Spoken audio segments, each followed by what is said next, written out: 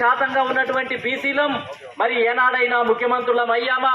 ముఖ్యమంత్రుల సంగతి అటుండని ఏదైతే అసెంబ్లీలోకి చాలా కులాలకు, నాయి బ్రాహ్మణులకు, కుమ్మరి, కమ్మరి, వడ్రంగి ఇలాంటి కులాలకు అసలు అడుగు పెట్టినటువంటి పరిస్థితి. అదేవిధంగా పద్మశాలి, గౌడ, యాదవ, ముదిరాజు, అదేవిధంగా మున్నూరు కాపు ఇలాంటి కులాలు కొంత జనాభా ఎక్కువ ఉంటే వాళ్ళకు ఒకటో రెండో అక్కడ పడేస్తే మనోళ్ళు ఒకరో ఇద్దరో అక్కడ కనిపిస్తూ ఉన్నారు. కానీ మిగిలిన సీట్లన్నీ ఎవరు కొల్లగొట్టకపోతున్నారు? బీసీలకు దక్కాల్సినటువంటి ఎమ్మెల్యే, ఎంపీ, మంత్రి పదవులు, ముఖ్యమంత్రి పదవులను ఇవాళ కమ్మ, రెడ్డి, వెలమ వర్గాలే పంచుకొని ఒకసారి రెడ్లు ముఖ్యమంత్రులు అవుతున్నారు. వాళ్ళ మీద వ్యతిరేకత ఏర్పడితే మళ్ళా కమ్మ వాళ్ళు ముఖ్యమంత్రులు అవుతున్నారు.